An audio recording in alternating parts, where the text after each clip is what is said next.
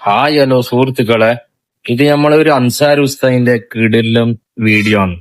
ഗാന്ധിനെ കാണാത്തായി പോയത് അത് ഒന്ന് കണ്ണാടി വെച്ച് നോക്കുന്ന ഒരു വീഡിയോ ആണ്. മറക്കരുത്, നോക്കാതിരിക്കരുത്, നോക്കണം കേട്ടാ.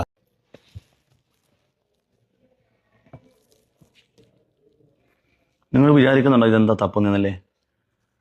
ഈ ചിത്രത്തിൽ ഗാന്ധിജീനെ ആരെങ്കിലും തപ്പിയെടുത്താൽ ഒരു കുലപ്പഴം സമ്മാനം. ഇവിടെ ഗാന്ധിജി ഇവിടെ നെഹ്റു പിന്നെ സ്വാതന്ത്ര്യ സമരത്തിൽ ഇല്ലാത്തതുകൊണ്ട് അത് പോട്ടെന്ന് വിചാരിക്കാം.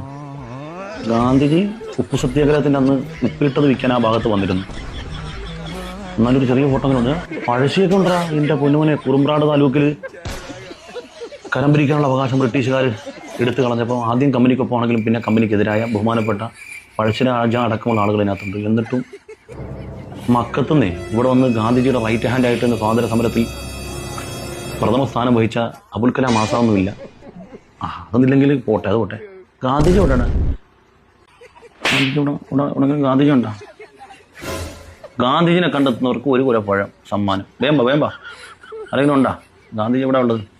വേഗം കണ്ടെത്തിക്കോ.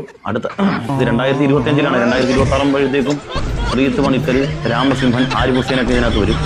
അതുകൊണ്ട് ഗാന്ധിജിനെ ഇവിടെ ഉണ്ടെങ്കിൽ ഇപ്പൊ തപ്പി.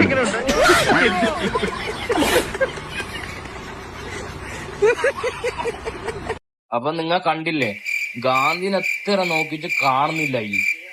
എന്ത് ചെയ്യ? അൻസാർ ഉസ്താദിന്റെ അടിപൊളി മറുപടി കണ്ടില്ലേ? നല്ല മറുപടി തിരിച്ചു വീണു.